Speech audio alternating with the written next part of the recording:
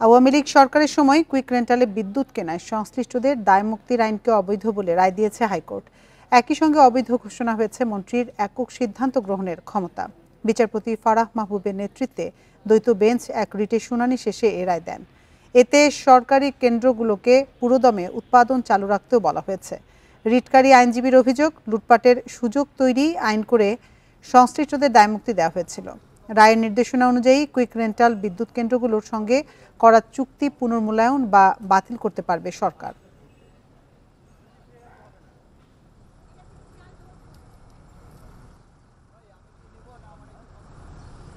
আসলে এটা লুটপাটের বিশেষ বিধান আইন হয়ে গেছে, তো ওই জন্যই আদালত এই ৬-২-কে অসাংবিধানিক ঘোষণা করেছেন। এই যে এটা কোনো আনলিমিটেড অসীম ক্ষমতা এক ব্যক্তিকে দেওয়া হয়েছে, এইটা একটা প্রজাতন্ত্রে হতে পারে না। এইটাই মূলত এই কারণে ৬-২-কে অবৈধ ঘোষণা করেছে, অসাংবিধানিক ঘোষণা করেছে। আইন করে কুইক রেন্টালে বিদ্যুতের দায়মুক্তি অবৈধ বলে রায় দিয়েছে হাইকোর্ট। এ বিষয়ে বিস্তারিত জানাতে হাইকোর্ট থেকে আমাদের সাথে যোগ দিচ্ছেন সহকর্মী জাহিদুল বাশার। বাশার, রায়ে আদালত কি বলেছে বিস্তারিত জানাবেন আমাদেরকে, কারণ আমরা দেখেছি যে রায়ের সময় মন্ত্রীর একক সিদ্ধান্ত গ্রহণের ক্ষমতাও অবৈধ ঘোষণা করা হয়েছে।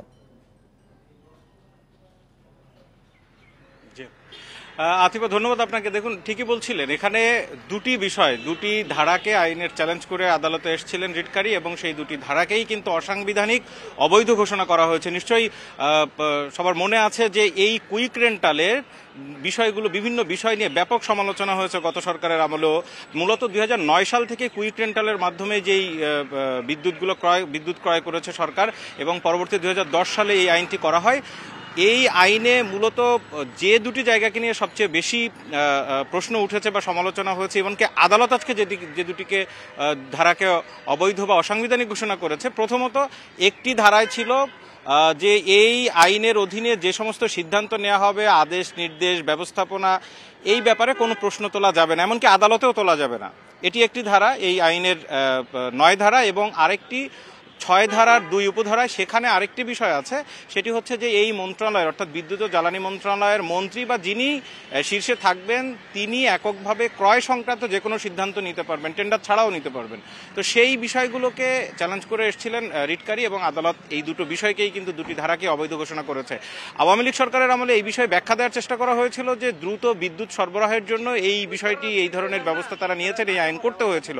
কিন্তু দেখুন, এই কুইক রেন্টালের মাধ্যমে যে বিদ্যুৎ ক্রয় করা হয়েছে বা কুইক রেন্টালের মাধ্যমে স্থাপিত যে বিদ্যুৎ কেন্দ্রগুলো, সেখানে সবচেয়ে বেশি সমালোচনা ছিল ক্যাপাসিটি চার্জ নিয়ে। আমরা যদি গত অর্থ বছরের বিদ্যুৎ উন্নয়ন বোর্ডের দেওয়া গত অর্থ বছরের যে তথ্য, যেটি আমরা জানতে পারছি, সেখানে বলা হচ্ছে যে শুধু ২০২৩-২৪ অর্থ বছরেই বিদ্যুৎ কেন্দ্রগুলোর ক্যাপাসিটি চার্জ বাবদ ৩২,০০০ কোটি টাকার বেশি দিতে হয়েছে। তো এই ৩২,০০০ কোটি টাকার বেশিরভাগই গেছে কুইক রেন্টালের মাধ্যমে যে সমস্ত ভাড়া করা বিদ্যুৎ কেন্দ্র সেখানে। তবে এই ক্ষেত্রে একটু সুখের বিষয় হচ্ছে যে কুইক রেন্টালের মাধ্যমে যে সমস্ত বিদ্যুৎ কেন্দ্রগুলো থেকে বিদ্যুৎ সরবরাহ করা হচ্ছে বা চুক্তি করা হয়েছে, তার বেশিরভাগই আগামী ২০২৬ সালের মধ্যে শেষ হচ্ছে, যদি এর মধ্যে আর কোনো চুক্তি নবায়ন না করা হয়। এখন প্রশ্ন উঠছে যে যেহেতু আজকে হাইকোর্ট এই আইনের সবচেয়ে গুরুত্বপূর্ণ দুটি ধারা, যার মাধ্যমে মূলত সংশ্লিষ্টরা দায়মুক্তি পেয়েছিলেন এবং ইচ্ছে মতো কুইক রেন্টালের মাধ্যমে বিদ্যুৎ ক্রয়ের চুক্তিগুলো করা গেছে, তো সেই ক্ষেত্রে এখন যেহেতু আদালত এটিকে অবৈধ ঘোষণা করে দিয়েছে, এখন তাহলে কি হবে? আইনজীবী বলছেন, আদালতের এই রায়ের ভিতরে নির্দেশনা এসছে দুটি। একটি হচ্ছে যে নতুন করে যাতে বিদ্যুতের সমস্যা না হয় বা কোনো ধরনের ঘাটতি মেটানোর জন্য সরকারি যে বিদ্যুৎ কেন্দ্রগুলো আছে সেগুলোকে পূর্ণ মাত্রায় সচল রাখতে, অর্থাৎ উৎপাদন ক্ষমতার যা আছে পুরোটাই যেন উৎপাদন করা যায়, সেই ব্যাপারে ব্যবস্থা নিতে আদালতের নির্দেশনা আছে। একই সাথে আজকের এই যে দুটি আইনের যে দুটি ধারাকে অবৈধ ঘোষণা করা হয়েছে, এর আলোকে এখন পর্যন্ত যেসব কুইক রেন্টাল সচল আছে তাদের চুক্তি সরকার চাইলে পুনর্মূল্যায়ন করতে পারে অথবা বাতিলও করতে পারে। তো আইনজীবীও বলছিলেন যে এই ধরনের আইনে এই ধরনের সুযোগ দেওয়া, দায় মুক্তি দেওয়া, মন্ত্রীর হাতে একক ক্ষমতা রাখা, এর পেছনে আইনজীবী যেটি ধারণা, এবং এই নিয়ে ব্যাপক আলোচনা সমালোচনা হয়েছে, মূলত এর ভেতর দিয়ে মহা লুটপাট চলেছে হাজার হাজার কোটি টাকা ক্যাপাসিটি চার্জের নামে। তো সেই বিষয়গুলো আজকে আলোচনা এসছে এবং আইনজীবী তাই বলেছেন। সব মিলে হাইকোর্ট থেকে এই বিষয়ে এই ছিল আমার কাছে। হাইকোর্ট প্রাঙ্গণ থেকে জানাচ্ছিলেন সহকর্মী জাহিদুল বাশার। গভীর রাতে 4 উপদেষ্টার দেখা পেয়ে সড়ক থেকে হাসপাতালে ফিরে গেলেন জুলাই আগস্ট আন্দোলনে আহতরা।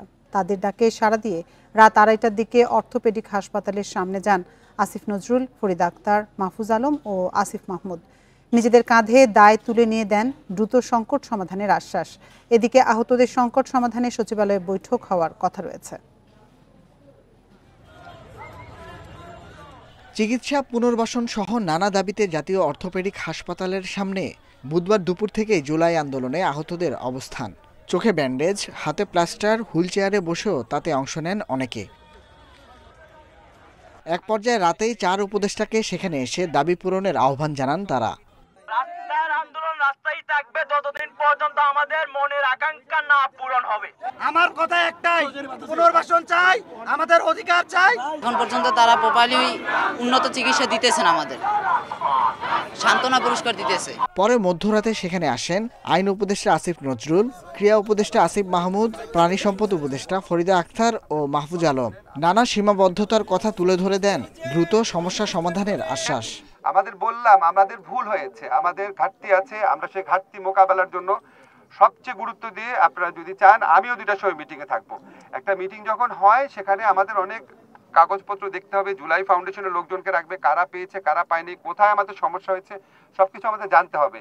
আমাদের এটা দেখে ভালো লাগছে না যে আপনারা এত কষ্ট করে এত রাত পর্যন্ত এখানে আছেন। যতজন আহত আছেন সবাইকে আমরা চিকিৎসা এবং চিকিৎসার সাথে সাথে পুনর্বাসনের ব্যবস্থার ব্যাপারে স্পষ্টভাবে আমরা অবস্থান নিব। ডিসেম্বর পর্যন্ত আমাদের সময় দেন, আমাদের সাথে আপনারা একটি রূপরেখা তৈরি করার জন্য আমাদের সহযোগিতা করেন। হাসপাতালের সিন্ডিকেট সহ নানা জটিলতায় আহতরা কাঙ্ক্ষিত চিকিৎসা পাচ্ছে না বলেও জানান তারা। দেন আলোচনা করে সমাধানের পথে হাঁটার আশ্বাস। আমি আপনাদেরকে রাস্তায় রেখে তাহলে আমাকেও সারা রাত এখানে থাকতে হবে। আপনারা একটু আমাদের অনুরোধ শোনেন, আপনারা যান, ভিতরে যান। আমরা যে কথা দিচ্ছি আমরা আমাদের কথা রাখবো। যদি আমরা কথা রাখতে ব্যর্থ হই এরপর আপনারা যা করবেন সেটা আমরা মাথা পেতে নেব। আমলাতান্ত্রিক জটিলতা থেকে শুরু করে বিভিন্ন ধরনের হসপিটালগুলোতে সিন্ডিকেট থেকে শুরু করে বিভিন্ন ধরনের অব্যবস্থাপনা যেগুলো দীর্ঘদিন ধরে চলে আসতেছিল, সেটার জন্য চিকিৎসার অনেক ধরনের সমস্যা হয়েছে আপনাদের। এগুলো আমরা সব সময় দেখছি।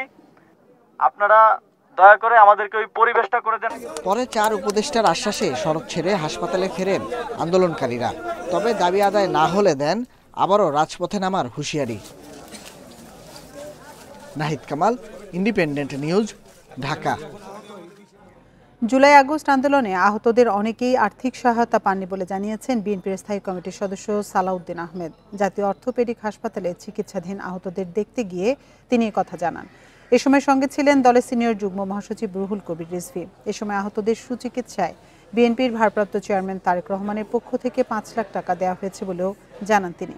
বলেন, আন্দোলনকারী আহতদের চিকিৎসা মোটামুটি চললেও আর্থিক সহযোগিতা পাননি তারা। গুরুতর আহতদের উন্নত চিকিৎসার জন্য বিদেশে পাঠানোর আহ্বান জানান বিএনপির এই নেতা। এ সময় সাংবাদিকদের প্রশ্নের জবাবে তিনি বলেন, ফ্যাসিবাদী শক্তির পতন হলেও তারা এখনও রাজনীতি করতে চাইছে। কিভাবে তারা দেশে আবার এই অধিকার চায় প্রশ্ন তোলেন তিনি। কথা বলে জানলাম যে আন্দোলনকারী যারা আহত, খুব গুরুতর আহত অবস্থায় এখানে চিকিৎসাধীন আছে, তাদের চিকিৎসাটা মোটামুটি হলেও অন্যান্য যে সহায়তা, আর্থিক সহায়তা তারা পাননি, এবং চিকিৎসার বাইরেও তাদের যে সহায়তার দরকার সেটা আমরাও বুঝি। এবং তারা অনেকে বলেছেন যে তাদেরকে প্রতিশ্রুত 1 লক্ষ টাকা করে দেওয়ার কথা, সেটা এখনো পাননি। আমরা অনুরোধ করছি সরকারের কাছে, যারা এটার দায়িত্ব নিয়েছেন তারা যেন আর্থিক সহায়তা খুব দ্রুত পৌঁছে দেন। বৈষম্য বিরোধী আন্দোলনে আহতদের দাবি পূরণে সরকার বদ্ধপরিকর বলে জানিয়েছেন মৎস্য ও প্রাণী সম্পদ উপদেষ্টা ফরিদা আক্তার। সকালে সাভারে বাংলাদেশ প্রাণী সম্পদ গবেষণা ইনস্টিটিউটে কর্মকর্তাদের সাথে মত বিনিময় অনুষ্ঠান শেষে সাংবাদিকদের প্রশ্নের জবাবে একথা বলেন তিনি। জানান, সরকারের পক্ষ থেকে ভুল ত্রুটি হয়েছে বলেই জুলাই আগস্ট বিপ্লবে আহতদের মধ্যে ক্ষোভের সঞ্চার হয়েছে।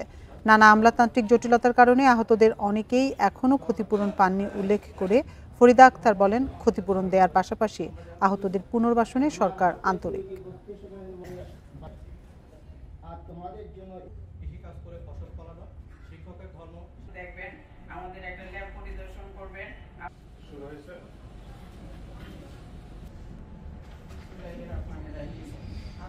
এই পর্যায়ে স্বাগত বক্তব্য দেওয়ার জন্য আহ্বান।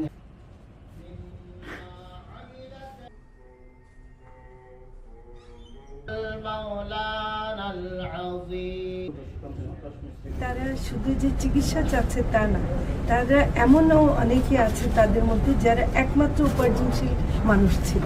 তো তাদের পরিবারগুলো, এমনকি কেউ কেউ আছে যে যারা ঋণ নিয়েছিল, তাদের ঋণের কিস্তির জন্য তাদের বাড়িতে এসে ধর্ণা দেয়।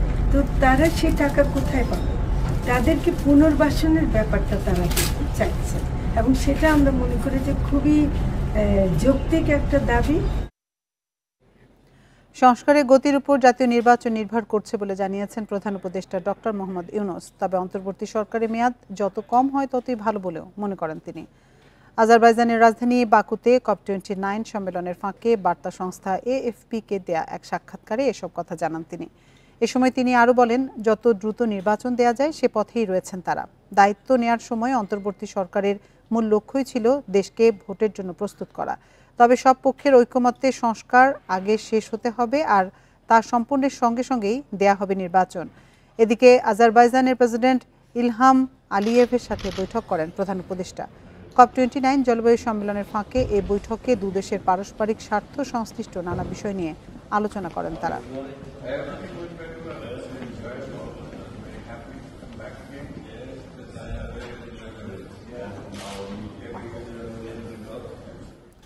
বাংলাদেশের সব সাংবাদিকদের স্বাধীনতা ও অধিকারের প্রতি যথাযথ সম্মান দেখানোর বিষয়টি নিশ্চিত দেখতে চায় যুক্তরাষ্ট্র। সম্প্রতি 167 সাংবাদিকের প্রেস অ্যাক্রিডিটেশন বাতিলকে দুঃখজনক বলছেন মার্কিন পররাষ্ট্র দপ্তরের উপমুখপাত্র বেদান্ত প্যাটেল। এছাড়া আওয়ামী লীগের 10 নভেম্বরের কর্মসূচিতে বাধা নিয়ে এক প্রশ্নের জবাবে তিনি বলেন, বরাবরই মত প্রকাশ ও শান্তিপূর্ণ সমাবেশের স্বাধীনতায় বিশ্বাসী যুক্তরাষ্ট্র, কারণ ভিন্নমত গণতান্ত্রিক ভবিষ্যতের জন্য গুরুত্বপূর্ণ। এছাড়া বাংলাদেশের প্রেক্ষাপটে সংবাদ মাধ্যমে স্বাধীনভাবে কাজ করতে পারাটা জরুরি বলেও নিয়মিত ব্রিফিংয়ে উল্লেখ করেন বেদান্ত প্যাটেল।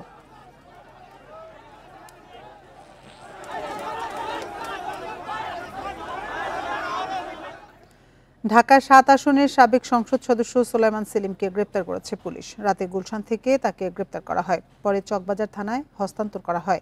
কোতোয়ালি থানার ওসি এনামুল হাসান বিষয়টি নিশ্চিত করে জানান, চকবাজার থানার একটি হত্যা মামলায় সোলাইমান সেলিমকে গ্রেপ্তার করা হয়েছে। এরই মধ্যে তার 10 দিনের রিমান্ড আবেদন করেছে পুলিশ। গত 5 আগস্ট শেখ হাসিনা সরকারের পতনের পর এমপি সোলাইমান সেলিম আত্মগোপনে ছিলেন। তিনি সাবেক এমপি হাজি সেলিমের বড় ছেলে। গত 1 সেপ্টেম্বর রাজধানীর বংশাল এলাকা থেকে হাজি সেলিম গ্রেপ্তার হন। আইডিয়াল কলেজের ছাত্র খালিদ হাসান সাইফুল্লাহ হত্যা মামলায় তাকে গ্রেপ্তার করা হয়।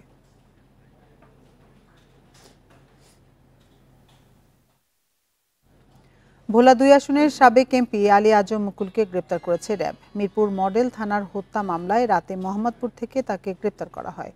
এছাড়া তার বিরুদ্ধে ভোলা সদর ও দৌলত খান থানায় 3টি মামলা রয়েছে। আলী আজম মুকুল 2014 সালে ভোলা 2 আসন থেকে আওয়ামী লীগের প্রার্থী হিসেবে সংসদ সদস্য নির্বাচিত হন। এরপর 2018 ও 2024 সালের নির্বাচনে একই আসন থেকে সংসদ সদস্য নির্বাচিত হন তিনি।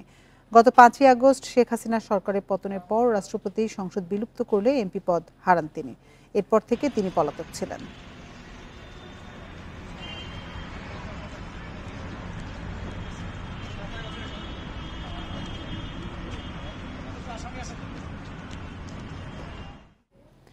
ঝালকাঠিতে বিএনপির অফিসে হামলা ভাঙচুরের অভিযোগে 14 দলের সমন্বয়ক আমির হোসেন আমু সহ 59 নেতাকর্মীর বিরুদ্ধে বিস্ফোরক আইনে মামলা হয়েছে। বুধবার রাতে উপজেলা বিএনপির সাংগঠনিক সম্পাদক জিয়াউল ইসলাম জুবায়ের বাদী হয়ে এ মামলা করেন। এতে বলা হয়, 2021 সালের 4 অক্টোবর সন্ধ্যায় আমির হোসেন আমুর নেতৃত্বে জেলা বিএনপির কার্যালয়ে হামলা ভাঙচুর করা হয়। পেট্রোল বোমায় পুড়িয়ে দেওয়া হয় আসবাবপত্র। বাদী জানান, স্বৈরশাসনের কারণে সে সময় এ ঘটনায় মামলা নেয়নি থানা।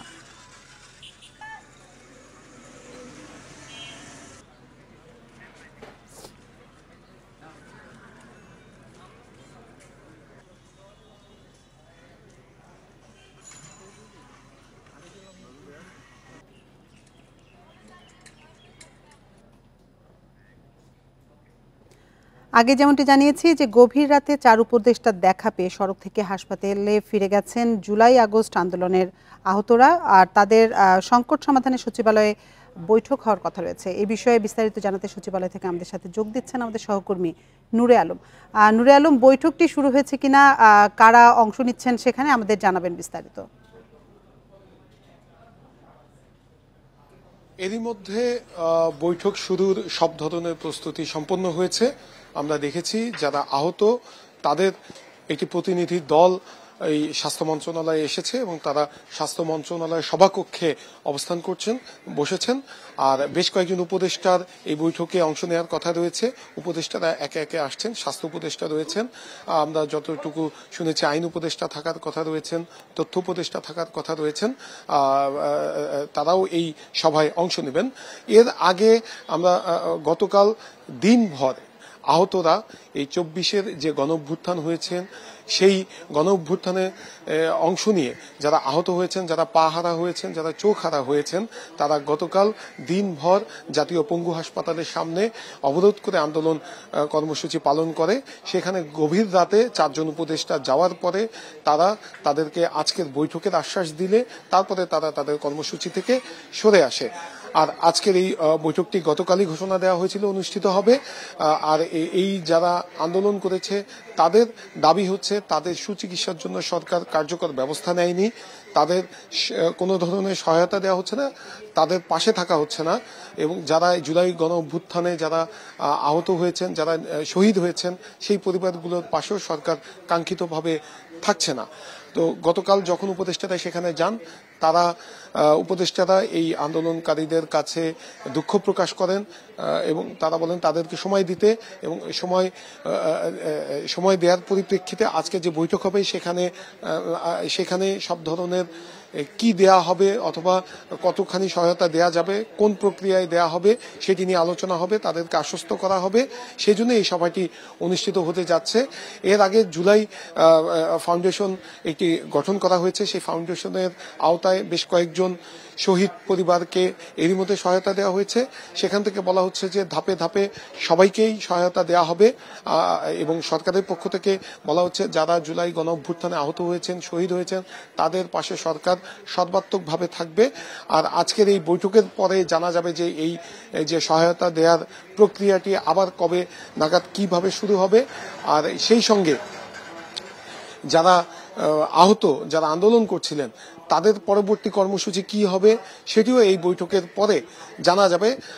আমরা দেখছি যে দুপুর 1:30টার পর থেকেই যারা আহত রয়েছেন তারা এই সচিবালয়ে এসে উপস্থিত হচ্ছেন, তারা এসেছেন। আর কিছুক্ষণের মধ্যেই বৈঠকটি শুরু হবে। বৈঠকটি অথবা 1.5 থেকে 2 ঘন্টা হওয়ার কথা, কারণ সেখানে সবাই তাদের বক্তব্য রাখবেন। এরপরে উপদেষ্টা পরিষদ থেকে তারপরে সিদ্ধান্ত নেওয়া হবে এবং সেই আলোকে একটি রূপরেখা তৈরি করা হবে যে জুলাই গণ অভ্যুত্থানে যারা আহত হয়েছেন, যারা শহীদ হয়েছেন, সেই শহীদ পরিবারকে সহায়তার ভেতরে কিভাবে নিয়ে আসা হবে, কোন প্রক্রিয়ায় নিয়ে আসা হবে সেটির একটি রূপরেখার প্রাথমিক ধারণা আজকের এখান থেকে চূড়ান্ত হবে।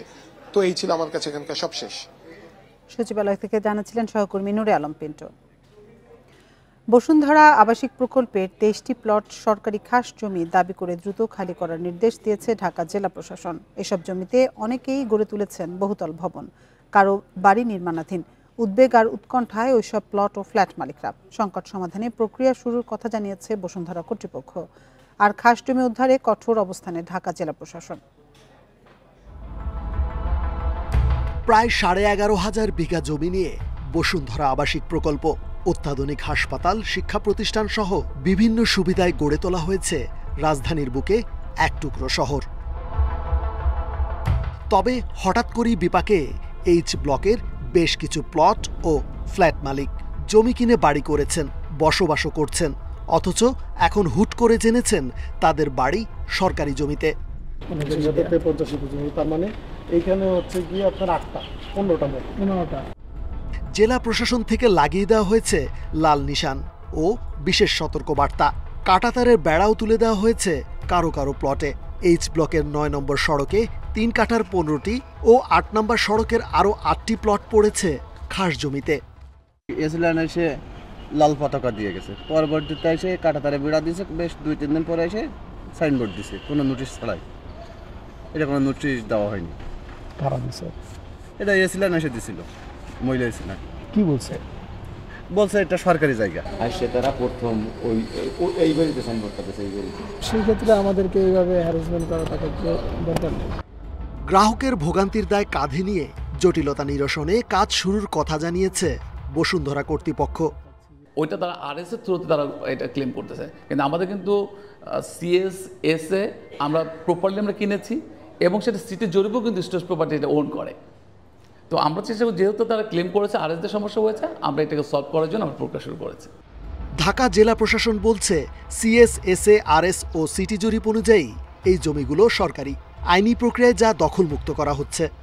সিএসএসএ, আরএস, সিটি এই সবগুলো রেকর্ডেই কিন্তু এই জমি খাসখতিয়ানভুক্ত। অনেকেরই কিন্তু যাদের সাথে তাদের কথা হয়েছে এই দাগের দলিল না, হয়তো অন্য কোনো দাগে তাদেরকে দলিল করে দেওয়া হয়েছে, দখল এখানে বোঝায় দেওয়া হয়েছে। হাউজিং অথরিটি তাদেরই তো আসলে প্রথম দায়িত্ব বর্তায় যে তাদের যারা ক্লায়েন্ট আছেন তাদেরকে নিষ্কণ্টক জমি ওনারা বুঝিয়ে দেবেন। প্লট বা ফ্ল্যাট কিনে বিপাকে পড়া মালিকদের সংকটের সমাধান বসুন্ধরাকেই করতে হবে বলে মনে করে ঢাকা জেলা প্রশাসন। রেজওয়ানুল হক, ইন্ডিপেন্ডেন্ট নিউজ, ঢাকা। আপনারা দেখছেন বিরতিহীন সংবাদ দুপুর। অন্যান্য খবরের সঙ্গে আরও থাকছে। বাবা জেলে, মায়ের মৃত্যু। গোপালগঞ্জে 4 শিশু অনিশ্চয়তায়, প্রশাসনকে দেখভালের নির্দেশ।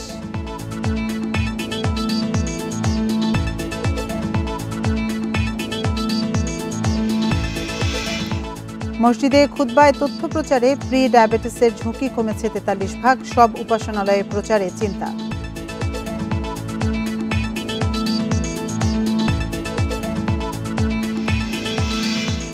গোপালগঞ্জের কোটালীপাড়ায় মায়ের মৃত্যু ও বাবা কারাগারে থাকায় অনিশ্চিত জীবনের মুখে 2 নবজাতক সহ 4 শিশু।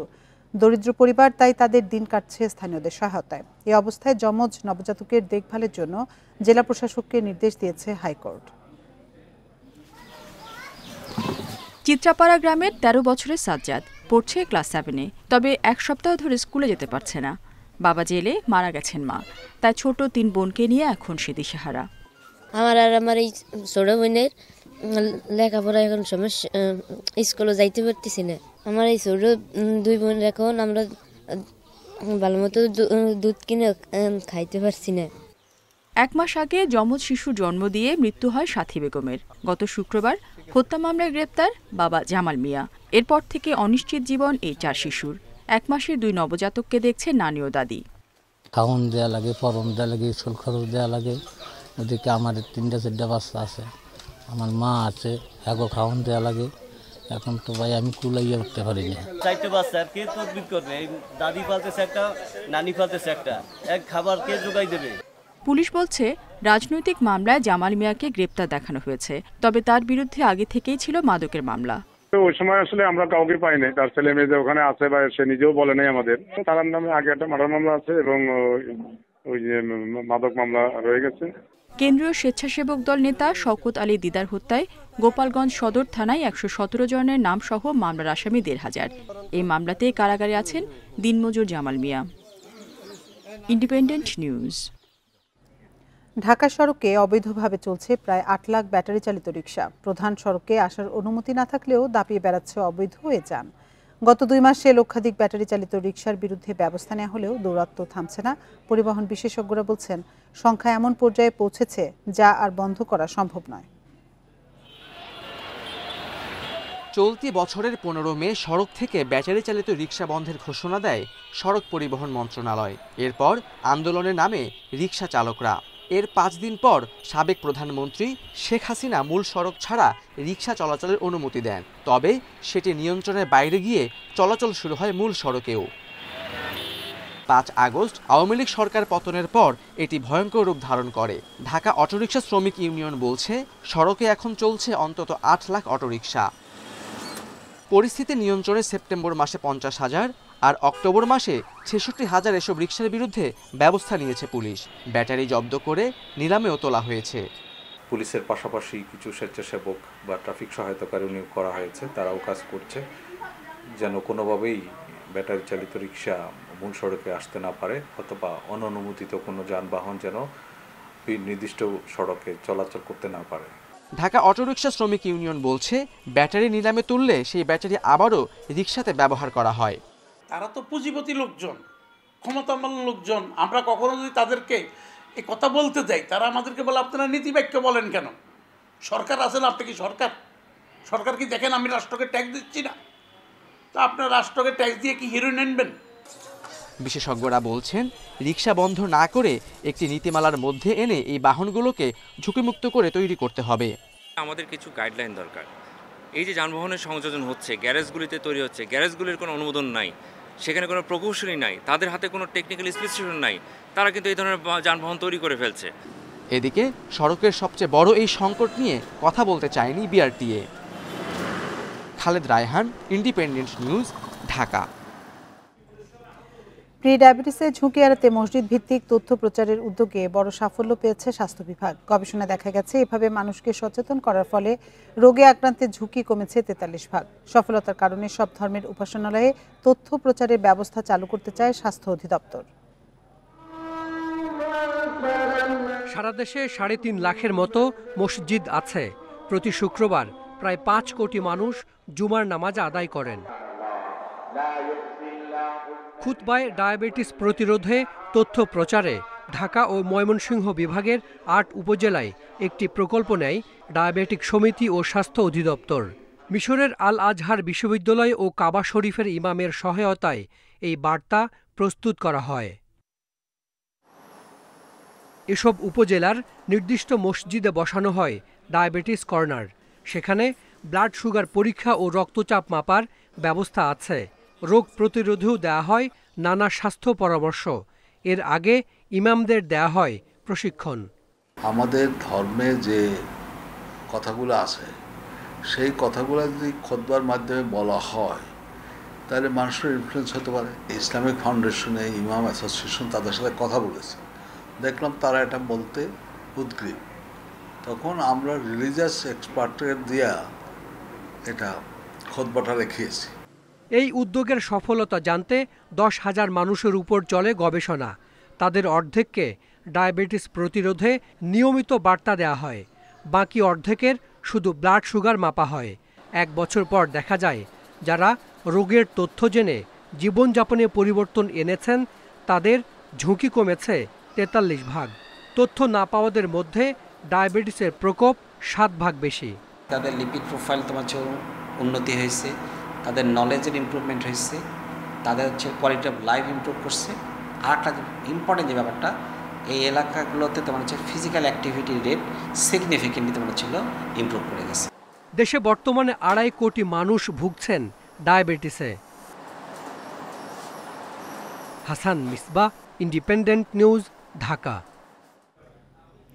নিত্যপণ্যের পাশাপাশি অস্থিরতা আলুর বাজারেও। খুচরা বাজার পর্যন্ত গিয়ে প্রতি কেজি আলুর যৌক্তিক সর্বোচ্চ দাম 46 টাকা, অথচ কৃষক থেকে ক্রেতা পর্যন্ত 5 বার হাত বদলের পর সেই আলু বিক্রি হচ্ছে 70 টাকায়। আর মাঝখানের অসাধুদের তৎপরতা বন্ধে কঠোর পদক্ষেপ না থাকায় যা ধীরে ধীরে লাগামহীন। কৃষি বিপণন অধিদপ্তরের হিসাবে প্রতি কেজি আলুর উৎপাদন খরচ 12 থেকে 13 টাকা। এরপর হিমাগার ভাড়া, পরিবহন সহ সব খরচ বাদ দিয়ে খুচরায় আলুর যৌক্তিক দাম সর্বোচ্চ 46 টাকা। অথচ কৃষক থেকে মজুতদার, ফরিয়া, আড়তদার, পাইকারি ও খুচরা ব্যবসায়ী হয়ে সেই আলু কিনতে হচ্ছে 70 টাকায়।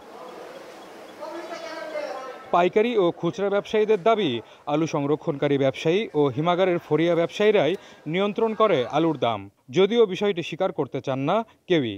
অনেক সময় দেখা যায় যে তাদের ইএমআইতে হয়তো করতে পারে, এটা করলেও করতে পারে। 200 টাকা 300 টাকা লাভ করলে যথেষ্ট, কিন্তু তারা করতেছে একটা বস্তা থেকে মিনিমাম 1500 থেকে 2000 টাকা পর্যন্ত লাভ করতেছে।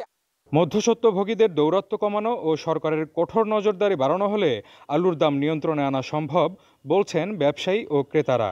যারা যারা মাল আপনার স্টক করে বড় বড় ব্যবসায়ী, এনাদের কারসাজির কারণেই আপনার মনে করেন আপনার এই বাজারে আর কি জিনিসপত্রের দাম বাড়ে। সরকার যদি সিন্ডিকেটটা ভাঙতে পারে তাহলে হয়তো একটু কমতে পারে, নিয়ন্ত্রণে আসতে পারে। আলুর বাজার নিয়ন্ত্রণে হিমাগার থেকে বাজার পর্যন্ত অভিযান চালানো সবসময় সম্ভব হয় না, তবে কঠোরভাবে আইনি ব্যবস্থা নেওয়ার কথা জানিয়েছেন ভোক্তা অধিকারের কর্মকর্তা। বাজারে ক্রাইসিস সৃষ্টি করে তারপরে অতিরিক্ত মুনাফা করব, এই ধরনের অপরাধ পেলে দেখা যাবে যে আমরা হিমাগার বন্ধ করার চেষ্টা আমরা সুপারিশ করব, হিমাগার বন্ধ করার সুপারিশ করব, পাশাপাশি তাদেরকে হয়তো বা দণ্ড দেওয়ারও চেষ্টা করব। জেলায় পাকড়ি, কার্ডিনাল সহ অন্তত 30 জাতের আলুর আবাদ হয়। গতবার 53,215 হেক্টর জমিতে উৎপাদন হয়েছে 12,24,000 মেট্রিক টন আলু। জেলার ৪২টি হিমাগারে ধারণ ক্ষমতা ৩,৯৩,৬২০ মেট্রিক টন। জজিফ হোসেন, ইন্ডিপেন্ডেন্ট নিউজ, বগুড়া। আর এই ছিল বিরতিহীন সংবাদ দুপুরের আজকের আয়োজনে। ইন্ডিপেন্ডেন্ট টেলিভিশনের সব খবরের বিস্তারিত জানতে চোখ রাখুন ফেসবুক, ইউটিউব এবং এক্সে। এতক্ষণ সাথে থাকার জন্য ধন্যবাদ সবাইকে।